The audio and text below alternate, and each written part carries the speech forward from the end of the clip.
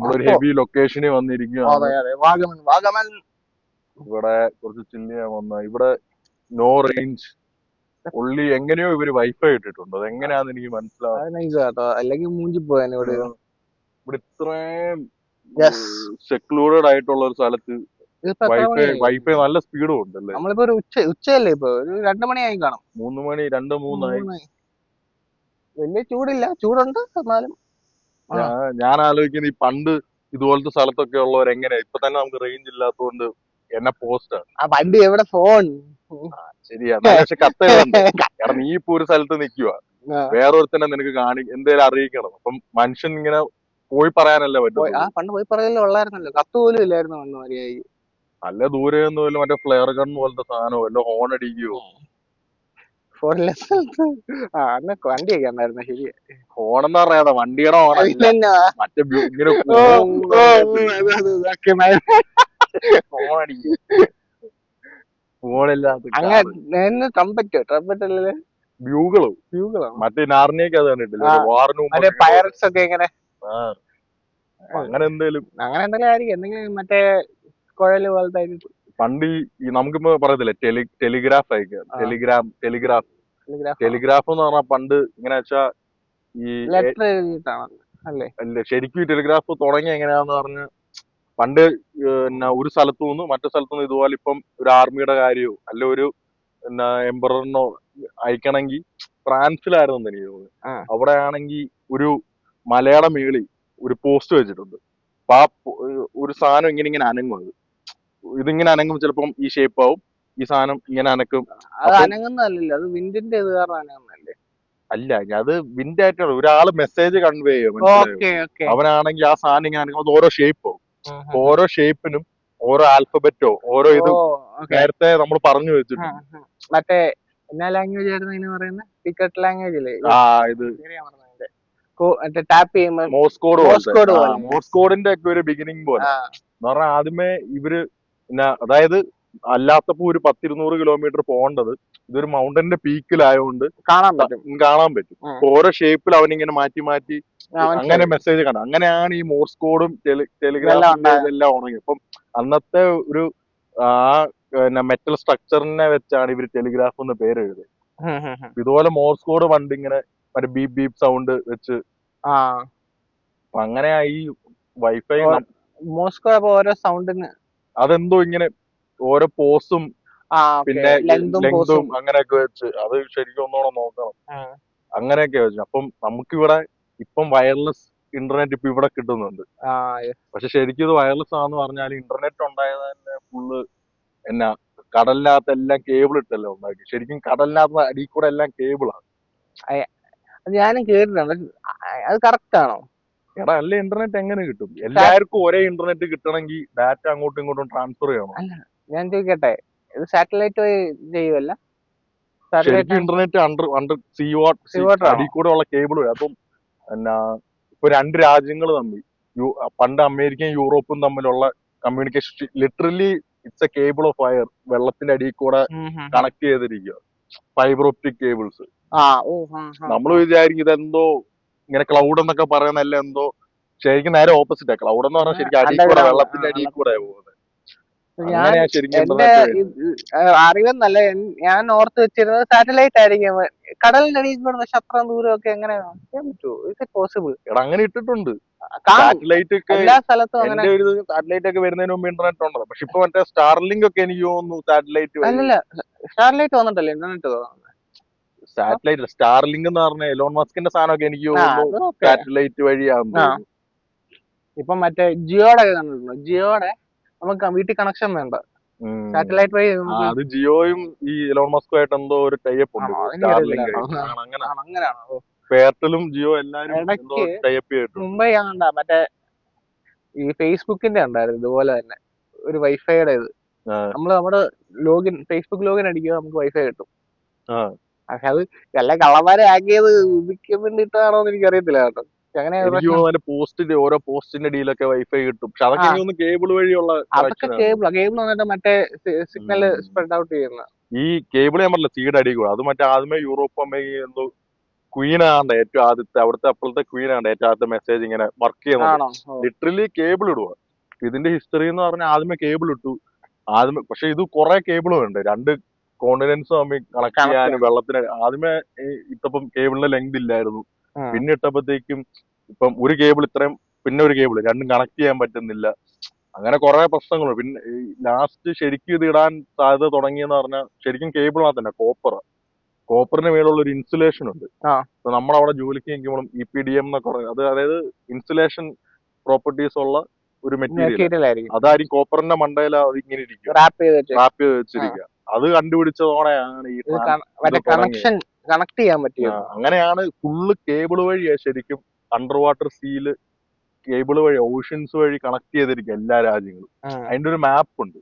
ആ മാപ്പിനകത്ത് കാണും കൃത്യം എത്ര ഈ ഏറ്റവും കൂടുതൽ കേബിൾ കുറെ കേബിൾ കാണും. മെയിൻ ആയിട്ട് ഇത് മെയിൻ ആയിട്ടുള്ളത് ഏറ്റവും കൂടുതൽ ഈ ഷിപ്പിംഗ് ഒക്കെ നടക്കുന്ന എവിടെയാ, ഫ്ലൈറ്റ് എവിടെയാ, അങ്ങനത്തെ സ്ഥലത്തായിരിക്കും ഇത് ഏറ്റവും കൂടുതൽ ഉള്ളത്. ഇപ്പം ചില രാജ്യങ്ങൾക്ക് നോക്കുവാണെങ്കിൽ കേബിൾ കുറവുള്ള രാജ്യം അത് പൂർ കൺട്രീസ് ആയിരിക്കും. നല്ല റിച്ച് കൺട്രീസിന് ഇതുപോലെ ഇഷ്ടം പോലെ കേബിൾ ആണ്. അങ്ങനെ ശരിക്കും എല്ലാം വയർലെസ് ഇന്റർനെറ്റ് എന്ന് പറഞ്ഞാലും എല്ലാം കണക്റ്റഡ് ആണ്. അങ്ങനെയാണ് ഇന്റർനെറ്റ് എല്ലാവരും സെയിം ഇന്റർനെറ്റ് എല്ലാവർക്കും കിട്ടും. ഇമ്പ്രൂവ്മെന്റ് ഉണ്ട് ഈ ഇത്ര ഓരോ സെഞ്ചുറി മാറുന്ന. സെഞ്ചുറി എന്ന് പറയാൻ പറ്റില്ല, സെഞ്ചുറി ആയിട്ടില്ലല്ലോ. അയ്യോ, 19th സെഞ്ചുറി, 18th സെഞ്ചുറി, ഇപ്പൊ 19th സെഞ്ചുറി അല്ലേ. ഓക്കെ, ഇത്ര വർഷത്തെ ഇന്റർനെറ്റിന്റെ ചേഞ്ച്. നമുക്ക് പണ്ട് മാസം 1 GB, നമുക്കല്ലേ, നിങ്ങൾക്ക് നമ്മളിത് കഴിഞ്ഞ ഇതിനകത്ത് പറഞ്ഞായിരുന്നു. മെയിൻ ആയിട്ട് തന്നെ എന്തേലും വാർ വരുമ്പോഴോ അങ്ങനെയൊക്കെയാണ് ഇത് കണ്ടുപിടിക്കുന്നത്. എന്തേലും ആവശ്യമൊക്കെ. ഇപ്പം പണ്ട് 1 GB ഒക്കെ കിട്ടിയ ഒരു സ്വർഗമായിരുന്നു. ഇപ്പം 100 GB ഒക്കെ ഒന്നും പോരാ, തികയത്തില്ല. കാരണം അതുപോലെ സ്പീഡും ഉണ്ട്, അതുപോലെ കണ്ടന്റും ഉണ്ട്. ഇപ്പൊ നമ്മൾ തന്നെ വീഡിയോ എടുക്കുന്നത് തന്നെ 4K, 20-30 GB ആയിരിക്കും. അതെ, 1 മണിക്കൂർ തികച്ചു കാണത്തില്ല. പിന്നെ ക്ലൗഡിൽ അപ്ലോഡ് ചെയ്യുന്നു. എല്ലാം ഒരു വെള്ളി പരിപാടിയാണ്. എന്നാലും അങ്ങനെ ജസ്റ്റ് കത്തിന്നൊക്കെ എഴുതി തുടങ്ങി ഇപ്പം ഇവിടം വരെ എത്തിയതന്നെ സത്യം പറഞ്ഞ ഒരു അത്ഭുതമാണ്. ആൾക്കാർ ഇതൊന്നും കണ്ടുപിടിച്ചില്ലായിരുന്നു. എന്നായിരുന്നു അവസ്ഥല്ലേ? ഇതൊക്കെ കണ്ടുപിടിച്ചവൻ എന്നാ അടിച്ചിട്ടാ കണ്ടുപിടിച്ചാന്നാണ് നമ്മളെന്നാ പറഞ്ഞേ. നമ്മളൊരു ശല്യം കാണാൻ നിർത്തിയതാണ്. ശല്യം കൂടി.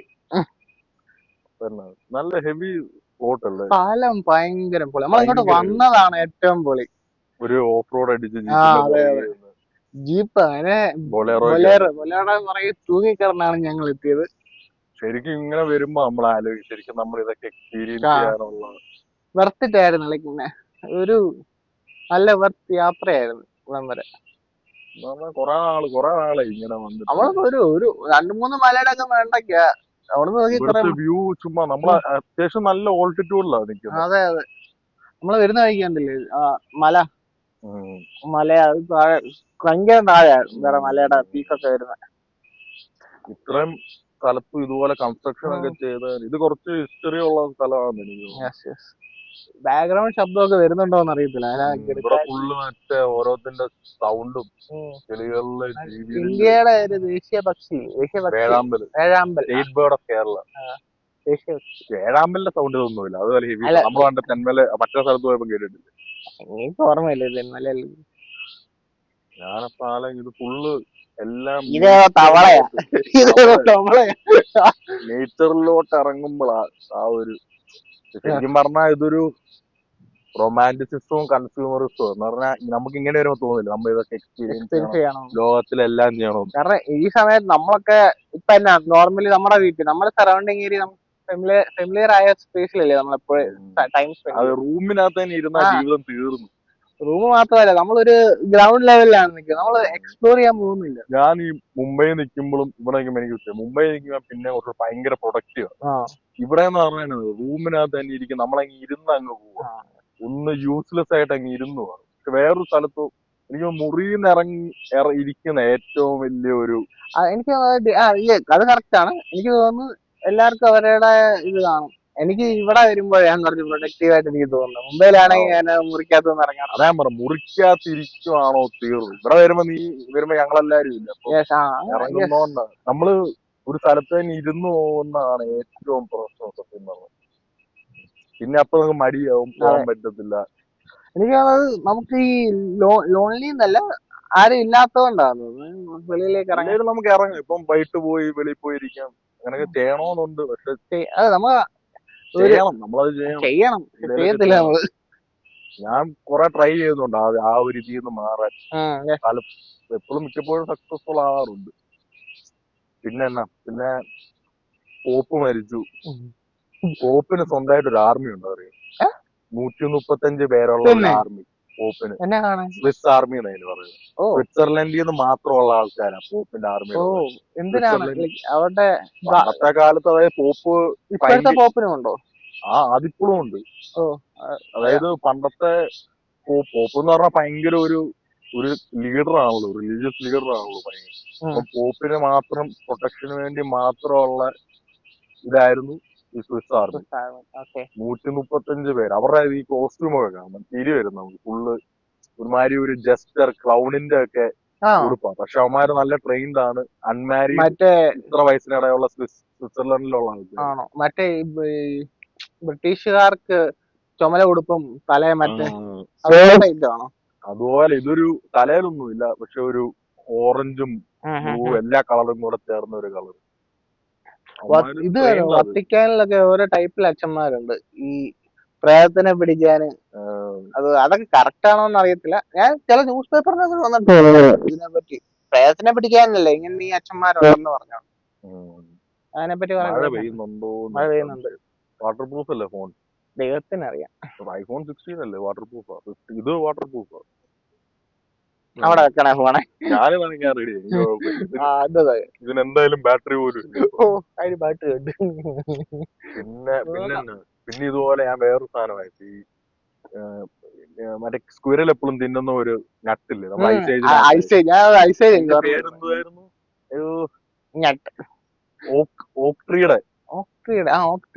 ഓക്ട്രിയുടെ ഇതാണ് അതിന്റെ പേരെന്തോ. ഞാൻ പണ്ട് ഹേസൽനട്ടാന്ന് ഞാൻ വിചാരിച്ചു.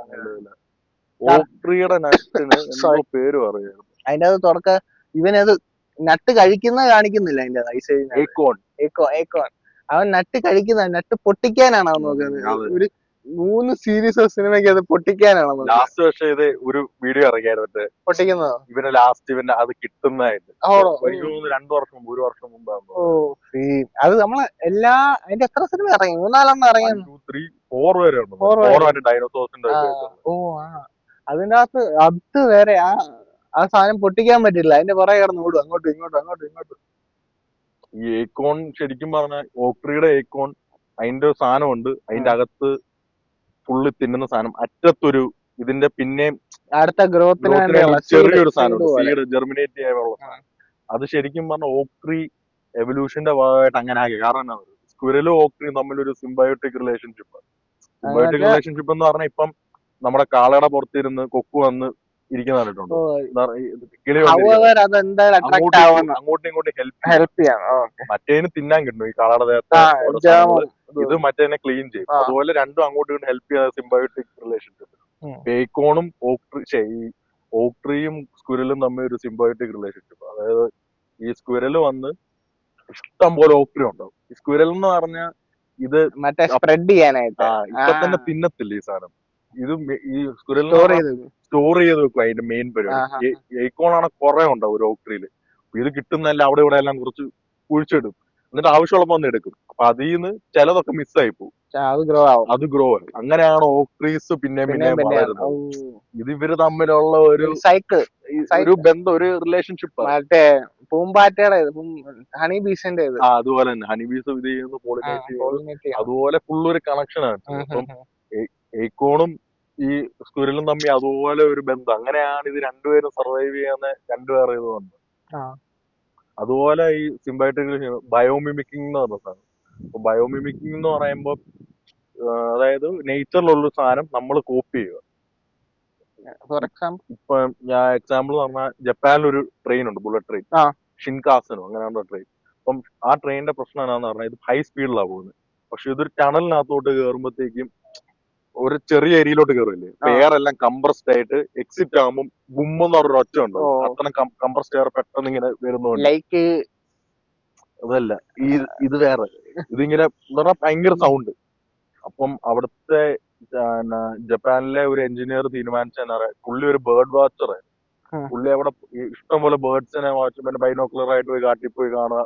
പുള്ളിക്ക് ബേർഡ്സിനെ നല്ലപോലെ അറിയാം. പുള്ളി എന്ത് ചെയ്തെന്ന് പറഞ്ഞാൽ ആദ്യത്തേതെന്ന് പറഞ്ഞാൽ നമ്മുടെ ട്രെയിനും ഇലക്ട്രിക് കമ്പിയും തമ്മിൽ കണക്ട് ചെയ്യുന്ന ഒരു സാധനം ഉണ്ടല്ലോ. ട്രെയിൻ അങ്ങനെയാണല്ലോ പവർ കിട്ടുന്നത്. ഇലക്ട്രിക് കമ്പി മേളിൽ അത് ഔളിന്റെ ചിറകിന്റെ ഷേപ്പിലാ കണക്ട് ചെയ്യുന്ന സാധനം ഉണ്ടാക്കിയിരിക്കുന്നത്, ആ ഷേപ്പ്. പിന്നെ എന്നാ പറഞ്ഞാൽ ആ സാധനത്തിന്റെ പാൻഡോഗ്രാഫ് എന്ന് അങ്ങനെയാണ് അതിന്റെ പേര്. അടിയിൽ ഒരു ബേസ് ഉണ്ട്, അത് പെൻഗ്വിന്റെ വയറിന്റെ ഇത് ആ ഒരു ഷേപ്പിലാണ് ഉണ്ടാക്കിയിരിക്കുന്നത്. പക്ഷെ മെയിൻ ആയിട്ടുള്ളതാണ് കിങ്ഫിഷർ ബേർഡ് ഇല്ലേ, കിങ്ഫിഷർ ബേർഡിന്റെ ബീക്കിന്റെ ഷേപ്പിൽ ആ ട്രെയിനിന്റെ ഫ്രണ്ട് ഇരിക്കുന്നത്, ആ ഒരു ഷേപ്പിൽ ഇങ്ങനെ. കാരണം കിങ്ഫിഷർ ബേർഡ് എന്ന് പറഞ്ഞാൽ മേളിൽ നിന്ന് നേരെ വെള്ളത്തിലോട്ട് വന്ന് കയറി ഇറങ്ങി മീനെ പിടിച്ച് ഇങ്ങനെ പോകുന്ന സാധനം. ആ സെയിം ടണലിൽ നിന്ന് വന്ന് ഇറങ്ങുന്ന പുള്ളി ആ ഷേപ്പിലുണ്ടാക്കി. ആ ഷേപ്പിലുണ്ടാക്കിയത് എന്ത് പറ്റിയെന്ന് പറഞ്ഞാൽ ഇതിന്റെ എഫിഷ്യൻസി ഭയങ്കര, ശരിക്കും സൗണ്ടിന്റെ പ്രശ്നം, അതായത് ഭയങ്കര ഒച്ച മാറ്റാനാ അവരിത് ചെയ്തത്. മറ്റേ കൂർത്തിരിക്കുന്നോണ്ട് സ്പ്രെഡ് ആയി പോകും. അപ്പം ആ പ്രഷറിന്റെ വ്യത്യാസം, കംപ്രസ്ഡ് എയറിന്റെ അത് എല്ലാം ഒരു എന്തോ ചെയ്യാൻ വേണ്ടി എഫിഷ്യന്റ് ആക്കാൻ വേണ്ടി. അപ്പൊ അത് ചെയ്തതിനു ശേഷം ഇതിന്റെ ഫ്യൂൽ എഫിഷ്യൻസി കൂടി, നോയ്സ് കുറഞ്ഞു, അങ്ങനെ ഫുള്ളി എഫിഷ്യന്റ് ആ ഒരൊറ്റ ഡിസൈൻ. അത് മറ്റേ എയർ പെനിട്രേഷൻ എന്ന് പറയുന്നത് നമ്മുടെ ഈ എയർ പെനിട്രേഷൻ ബുള്ളറ്റ് ഒക്കെ ഷേപ്പ് കണ്ടിട്ടില്ല, എയറോഡൈനാമിക് ഷേപ്പ്. എന്നാ പറയുന്നത് എനിക്കറിയില്ല. ആ വിൻഡിനെ ഇതാക്കാൻ വേണ്ടിയല്ലേ, വിൻഡിന്റെ ഫ്ലോയിൽ പോകാൻ വേണ്ടിയിട്ടാണ് അങ്ങനെ ഉണ്ടാക്കുന്നത്. സ്റ്റോപ്പ് ആകരുത്, കാരണം വിൻഡ് ഓപ്പോസിറ്റ് ഡയറക്ഷനെ അവിടെ നേരത്തെ അത്ര ചെറിയ ഏരിയ കൂടെ പോകുമ്പോൾ കംപ്രസ്ഡ് ആയിട്ട് വെളിയിറങ്ങുമ്പോൾ അത് സൗണ്ട് ഓർക്കാൻ വേണ്ടി ചെയ്തത്. സ്പീഡും പെനിട്രേഷനും ഇതെല്ലാം കൂടെ റിലേറ്റഡ് ആയിരുന്നു. ഇതെല്ലാം എല്ലാ കിങ്ഫിഷറിന്റെ ബീക്കിൽ ആ സെയിം ഷേപ്പിൽ അവൻ ഉണ്ടാക്കിയെടുത്തു, ഒരു ക്ലോസസ്റ്റ് ടു ദാറ്റ് ഷേപ്പ്. അതിൽ ഇൻസ്പിറേഷൻ കണ്ട് അപ്പൊ അത് സോൾവ് ആയി ഫുള്ളപ്പം. ഈ അങ്ങനെ കുറെ ബയോമിമിക്കിംഗ് എന്ന് പറയും, നേച്ചറിന്ന് കോപ്പി ചെയ്ത് അപ്ലൈ ചെയ്ത് ഇവിടെ നമ്മുടെ ഒരു പ്രോബ്ലത്തിന്. അതായത് ഇവര് അത് തന്നെ ആ സെയിം പ്രോബ്ലം തന്നെയാണ്, പക്ഷെ അവർക്ക് അത് നല്ലപോലെ ചെയ്യാൻ പറ്റും. ഓൾറെഡി അങ്ങനെ ക്രിയേറ്റഡ് ഇതിനെ ടാക്കിൾ ചെയ്യാൻ വേണ്ടി. ആ സെയിം സാധനം ഇതില് നോക്കിയപ്പോഴത്തേക്കും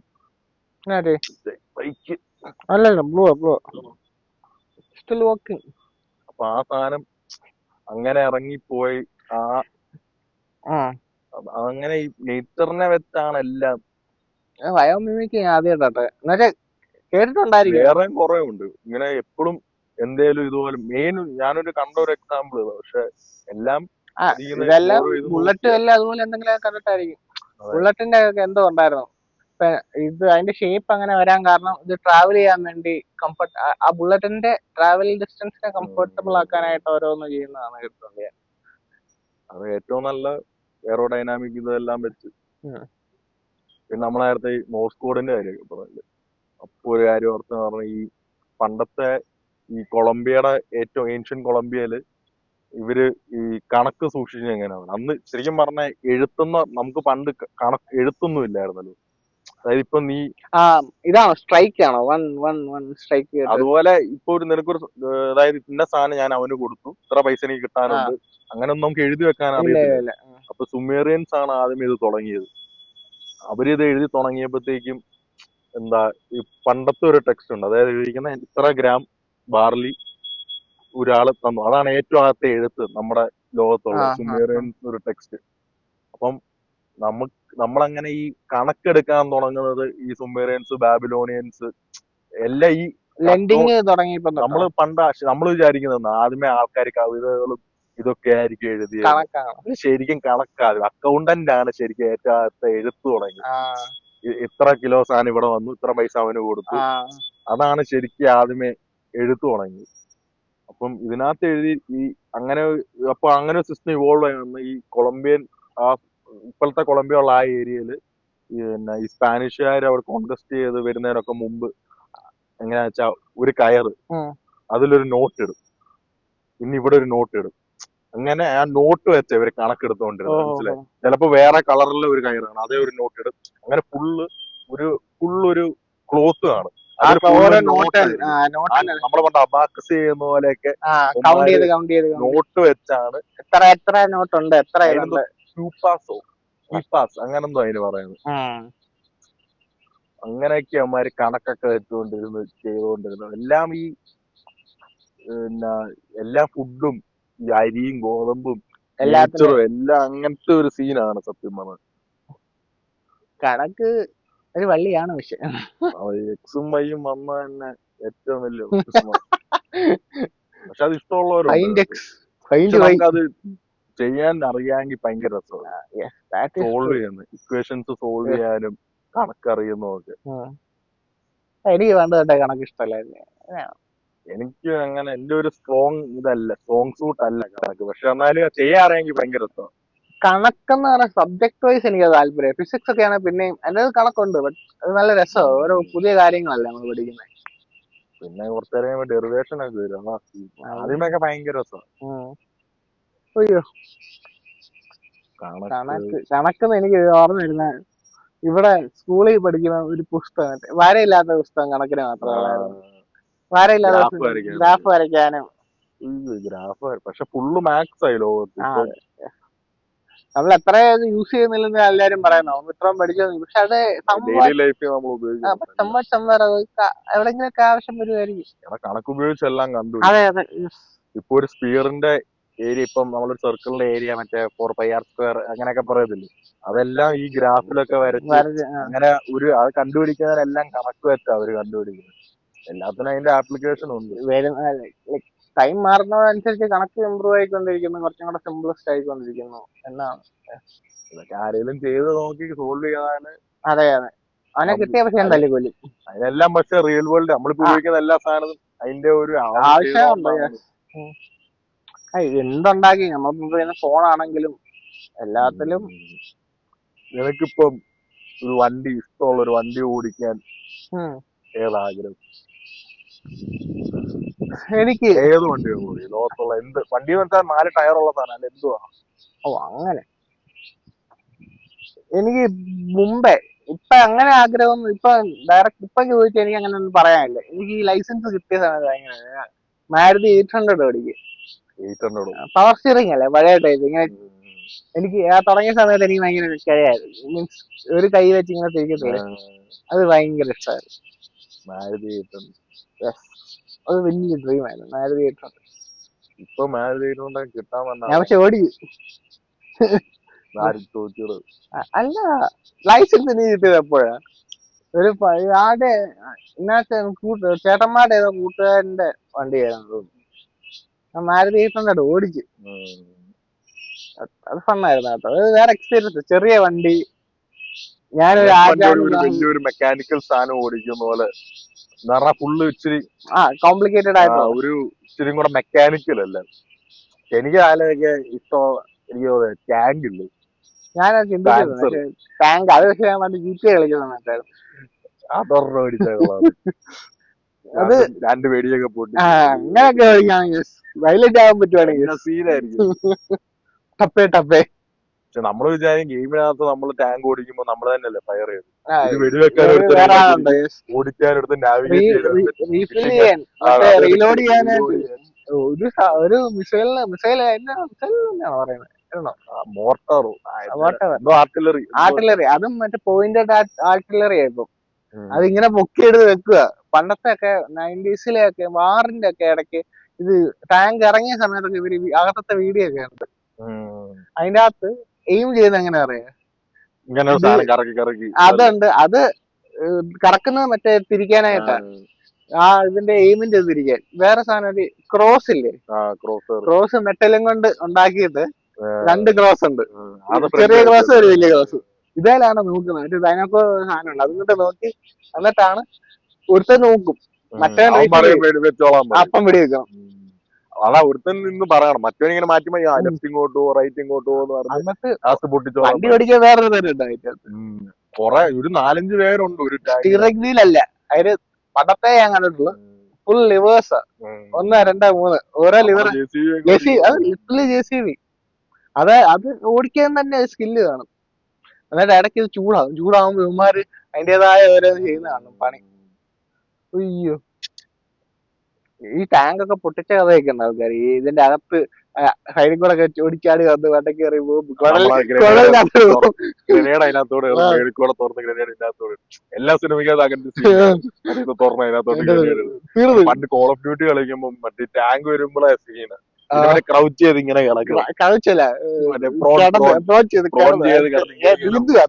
ഇങ്ങനെയോ അയ്യോ വെടിവെക്കല്ലേ. എനിക്കതല്ല, എനിക്ക് ഇനി അരമണിക്കൂർ എടുക്കും അവിടെ വരെ ചെല്ലാൻ. അത് കണ്ടാ അപ്പൊ പൊട്ടിക്കും. അത് കൂടാതെ അതിനകത്തുനിന്ന് മറ്റേ മെഷീൻ കൊണ്ടും വെച്ച് വെടിയും വെക്കും.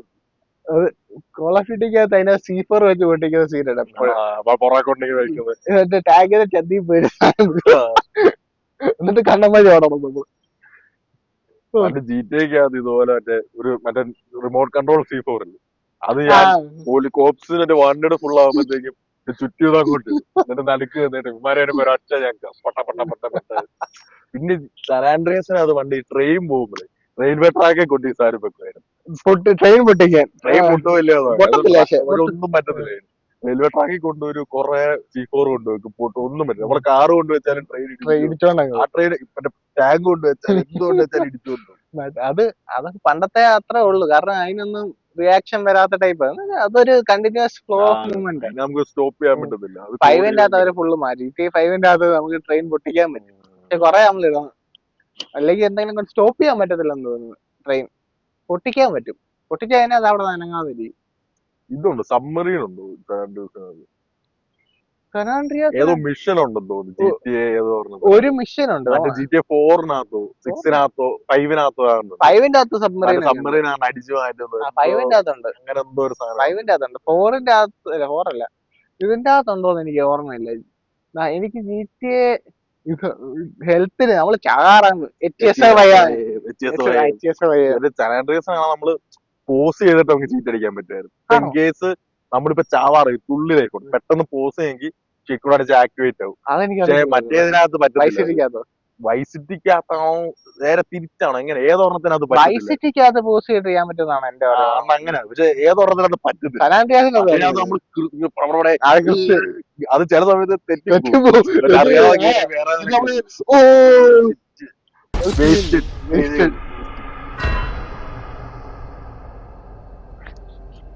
ഇപ്പം 3-ാമത്തെ തവണ നമ്മള് വീഡിയോ എടുക്കും. ഫുള്ള് പാളിപ്പാളി പോയി. പിന്നെ അവിടെ ആൾക്കാർ ക്രൈസിസ് ആണ്. പിന്നെ അവിടെ വേറെ ആൾക്കാർ അവര് എൻജോയ് ചെയ്തോ എന്ന് വിചാരിച്ചു. ഒരു വീഡിയോ എടുക്കുമ്പോ സൗണ്ട് ഇല്ല, മറ്റേ വീഡിയോ എടുക്കുമ്പോഴത്തേക്ക് ഇതില്ല അതില്ല. ഇതെല്ലാം കൂടെ ഇനി അവസാനം എങ്ങനെ വരുമെന്ന് അറിയത്തില്ല. അതാണ് ഒരു 3 വീഡിയോയിൽ എടുക്കണോന്ന് വിചാരിച്ചു. ഒരു വീഡിയോ എടുത്തു, പക്ഷെ അത് പൊസിഷൻ മാറ്റി. പിന്നെന്നാ നമ്മളെന്തോ ബയോമിമിക്കിന്റെ കാര്യമൊക്കെ അതിനകത്ത് പറഞ്ഞായിരുന്നു.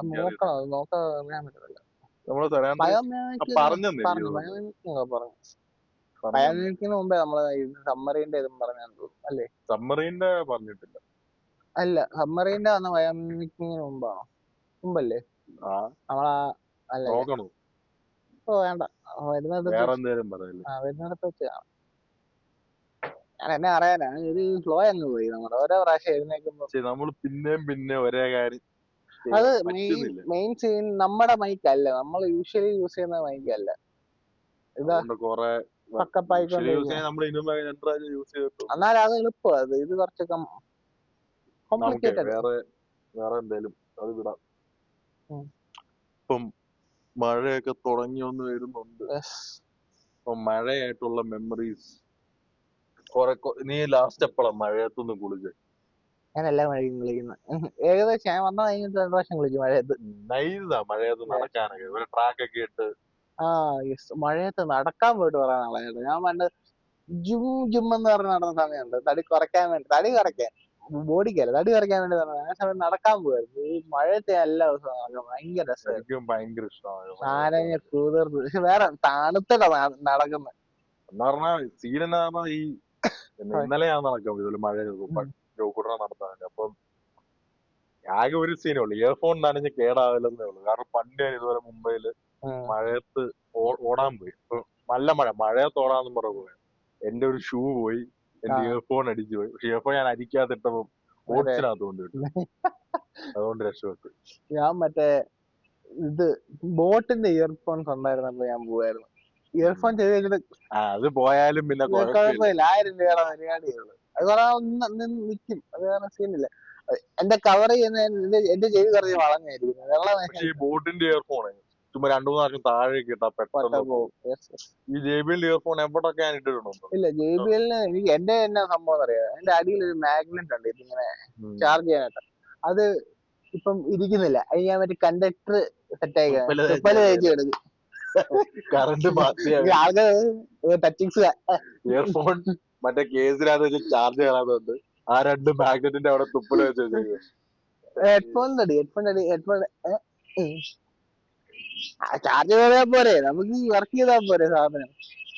ഇവിടെ എന്തോ കുറെ കിളികളും നമുക്ക് കുറെ ബാക്ക്ഗ്രൗണ്ട് നോയ്സ് ഉണ്ടെന്ന് തോന്നുന്നു കേട്ടോ. ബട്ടർഫ്ലൈനൊക്കെ നീ എന്നൊരു ബട്ടർഫ്ലൈ, അതും നമ്മുടെ അടുത്ത് വന്നൊക്കെ ദേഹത്തൊക്കെ വന്നിരിക്കും. അതിന് പേടിയൊന്നുമില്ല. ഞാൻ ഈയിടെ തുമ്പിയെ കിട്ടിയത്. തുമ്പിയെ കണ്ടിട്ട് എത്ര നാളെ. തുമ്പിയെ എന്നിട്ട് ഞാൻ അതിനെ പിടിച്ചിട്ട് കല്ലിടിപ്പിച്ചതിനെ എല്ലാരും പറയാനേ കാര്യമുള്ളൂ. കുറെ നാളെ കല്ലിടിപ്പിച്ച് മറന്നുപോയില്ല. വേറെ സാധനമുണ്ട് മറന്ന് ചേട്ടാ, ഉറപ്പായിട്ടും കണ്ടിട്ട് കുറെ നാളെ. മിന്നാമിനി ലാസ്റ്റ് കണ്ട കൊടൈക്കനാൽ വരുന്നുണ്ട്. ആണോ? കണ്ടായിരുന്നു. ഞങ്ങളെല്ലാരും കൊടൈക്കനാലിന്റെ അവിടെ പോയപ്പോ, കാരണം ഇതുപോലത്തെ ഏരിയ പണ്ട് അവിടെ അമ്മച്ചി വീട്ടിലൊക്കെ വരുമായിരുന്നു മിന്നാമിനെ. ആ ഒരു റൂം നിറച്ച് മിന്നാമിനി വെച്ചിട്ട് വരുമായിരുന്നു. ഇപ്പൊ ഒരു സാധനം പോലും മിന്നാമിനിന്റെ ഒരു വെട്ടം പോലും. മിന്നാമിനി തുമ്പിയൊക്കെ ഇഷ്ടം. പിന്നെ വര മണ്ണിനകത്തൊന്ന് വരയൊക്കെ എപ്പോഴും വരും. മീൻ പിടിക്കാൻ വരാനെ. ഞാൻ അവസാനം വര ഉണ്ടാവില്ല. അതല്ല മറ്റേ നിങ്ങളുടെ വീടിന്റെ സൈഡിലൊരു കമ്പോസ്റ്റ് പോലെ എന്താ അതിന്റെ അകത്താ, മറ്റേ വരെയല്ല, അത് വേറെ ദിവസം വേറെ കഥ. നല്ല കഥയാണ്, അത് ഞാൻ പറഞ്ഞു തരും. ഇപ്പം പണ്ട് ഹോസ്റ്റലിൽ നിൽക്കാതായിരുന്നു. ഇവിടെ ഹോസ്റ്റലിൽ നിൽക്കാതെ ഒരു ദിവസം മറ്റേ ഹോസ്റ്റലിൽ സ്റ്റഡി ടൈം ഉണ്ട്. 7 മണി തൊട്ട് 9 മണിയോ 10 മണി വരെ. എന്താടാ എല്ലാരും മറ്റേ ഉറങ്ങി വീഴുന്ന ടൈമാ. ഇപ്പൊ എന്താ എന്റെ സൗണ്ട് പ്രകൃതി രമണീയതയെ കൊണ്ട് തോന്നി. അപ്പൊ ഈ 7 മണി അത് മാത്രമല്ല, ഇത് മഞ്ഞല്ല, ഇത് പുകയാ. ഇവിടെ ആരോട്ട് കത്തിക്കും. മഞ്ഞിന്റെ ഇടയിൽ കൂടെ ഒരു പുക. ഒരു വള്ളി കഴിഞ്ഞ അടുത്ത വള്ളി. ഇത് ഹോസ്റ്റലിൽ ഇരിക്കും, എല്ലാരും ഇങ്ങനെ ബോർ അടിച്ചിരിക്കണം. അപ്പൊ ഹോസ്റ്റൽ എന്ന് പറഞ്ഞാൽ പക്ക നമ്മുടെ ക്ലാസ് റൂം. നിനക്ക് അറിയാലോ അവിടുത്തെ ക്ലാസ് റൂം. അപ്പൊ അവിടെ ഇങ്ങനെ ഇരിക്കും. അപ്പൊ അതൊരു വെള്ളമുറി, ചുറ്റും ഈ സാധനം വെറും ഡബിൾ മുറി. അതിനകത്തിരുന്ന കുറച്ച് കഴിയുമ്പോ പ്രാന്ത് പിടിക്കും, ഉറക്കം. ഒരു ദിവസം ഒരു ബട്ടർഫ്ലൈ പറഞ്ഞു. അപ്പൊ എല്ലാരും ഭയങ്കര ഒരു ബട്ടർഫ്ലൈ എന്നൊക്കെ പറഞ്ഞിങ്ങനെ ഭയങ്കര ഒരു അമേസ്മെന്റിൽ ഇങ്ങനെ നോക്കിക്കൊണ്ടിരിക്കും. ഇതിങ്ങനെ പറന്ന് നേരെ പാലില്ലടല്ലോ ഒരു ഒറ്റക്കറ്റ് 2 ചെറിയ പീസ്. ഞങ്ങളിങ്ങനെ നോക്കും, രണ്ടും കൂടെ ഇങ്ങനെ വന്ന്. അപ്പൊ ആ സ്ഥലത്തിന്റെ ആ ഭീകരത മനസ്സിലാവും. ഹോസ്റ്റലില് ഇവിടെ ഒരു സന്തോഷത്തിന് പറ്റുന്നില്ല. അങ്ങനെ പറയാൻ ഹോസ്റ്റലിലെ ലൈഫൊക്കെ ഇപ്പൊ പൊളിയായിരുന്നു. എന്തോ കോമഡി ആയിരുന്നു. എല്ലാ ദിവസവും കോമഡി ഹോസ്റ്റലിലൊക്കെ. ഹോസ്റ്റലിൽ നീ ഇതുവരെ നിന്നിട്ടില്ലല്ലേ? ഹോസ്റ്റൽ ബോയ്സിന് മനസ്സിലാവും. ഹോസ്റ്റലിൽ നിന്ന ഹോസ്റ്റലിലെ മൂഡ് തന്നെ രാവിലെ എണ്ണീക്ക് തെറിയ വേസ്റ്റ്. എവിടെ അതിവിടെ ഒരുത്തനൊന്നും എണ്ണീക്കത്തില്ല, എത്ര നോക്കിയാൽ. പിന്നെ ആരെങ്കിലൊക്കെ പാട്ടൊക്കെ എന്തോ വിറ്റായിരുന്നു. ശരിക്കും നമ്മളൊരു സ്ഥലത്ത് കുറെ പേരോടെ ഇങ്ങനെ താമസിച്ചു പോകുന്ന ഒരു ബ്രദർഹുഡ് ഉണ്ടാക്കും. ഒരു ആർമിയിലാണേലും നമുക്ക് ഇപ്പൊ എന്തുവാ അവിടെ ആർമിയിൽ റിലിജിയൻ എന്ന് പറയുന്ന ഫാക്ട് ഇല്ല. എല്ലാവർക്കും റിലിജിയൻ ഉണ്ട്, ബട്ട് അവർക്ക് ആ ബ്രദർഹുഡിന്റെ അകത്ത് റിലിജിയൻ നത്തിങ്. അവർക്ക് ഒരുമിച്ച് ഒരു യൂണിറ്റ് ആയിട്ട് പറ്റത്തില്ല. കാരണം അവിടെ ഡിസിപ്ലിൻ ആണ് മെയിൻ. അപ്പൊ എന്തായാലും അങ്ങനെ ആവും. അവിടെ ഡിസിപ്ലിൻ ഇല്ലാതെ പറ്റും. ഇപ്പൊ തന്നെ ഈ നമ്മളോട് പറയാൻ ഇപ്പം പാകിസ്ഥാൻ ഇന്ത്യ വാർ വരും, മറ്റേത് വരും.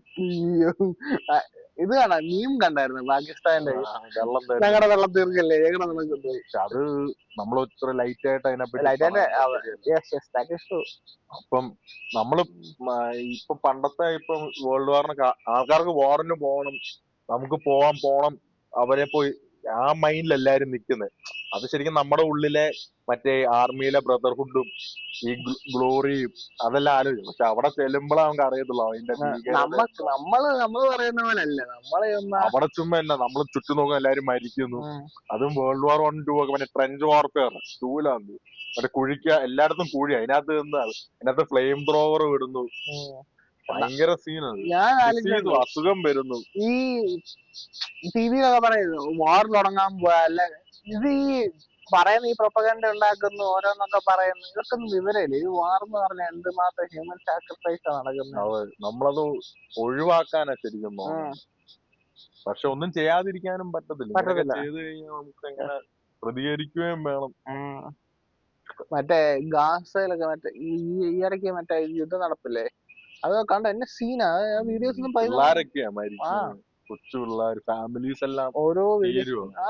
ഇത് ചുമ്മാ അടുത്ത കണ്ടിന്യൂഷൻ ഇതിനി മാറാകുവാണെങ്കിൽ എന്നായിരിക്കും. എവിടെ മനുഷ്യര് ഇവിടെ മരിക്കുക അവിടെ മരിക്കുക, മനുഷ്യരല്ലേ മരിക്കുന്നേ. അതും ഇപ്പം ചില കൺട്രീസ് ഒക്കെ ഈ ജനീവ കൺവെൻഷൻ ഉണ്ട്, അതനുസരിച്ച് എല്ലാ കൺട്രീസും തീരുമാനിച്ചു ബയോളജിക്കൽ വാർഫെയർ ചെയ്യത്തില്ലെന്ന്. അതായത് എന്താ, ഇപ്പൊ കൊറോണ വൈറസ് പറയുന്നില്ല ചൈന ഇറക്കുക, അതൊരു ബയോളജിക്കൽ വാർഫെയർ ആണെന്ന് അവര് പറയുന്നത്. പ്രൂഫ് ഒന്നുമില്ല. അപ്പൊ അങ്ങനത്തെ ഇതൊന്നും ചെയ്യല്ലേ, കാരണം യുദ്ധമാണേൽ അതിനൊരു മര്യാദ, ഹ്യൂമൻ പരിപാടിയാണ്. ഇതുപോലെ ബയോളജിക്കൽ വാർഫെയർ. ഇപ്പൊ വാറിന് പോവാണെങ്കിൽ തന്നെ ഏറ്റവും കൂടുതൽ ആൾക്കാർ മരിക്കുന്ന മറ്റേ വെടിയുണ്ടയും പൊട്ടിയൊന്നുമല്ല, മലേറിയ വന്ന് മരിക്കുന്നു, ഇത് എന്നാ വേറെ അസുഖങ്ങൾ. കാരണം ചുറ്റും മറ്റേ ക്ലീൻ സറൗണ്ടിങ്സ് ഒന്നുമില്ല, വെള്ളം കിട്ടിയ സറൗണ്ടിങ്സ്, ഭക്ഷണമൊന്നും ഇല്ല. പിന്നെ നമ്മൾ ഷെൽ ഷോക്ക്, മെന്റലി നമ്മള് പക്കായി പോയത്. നമ്മുടെ സിസ്റ്റമേ മാറും മൊത്തത്തോടെ.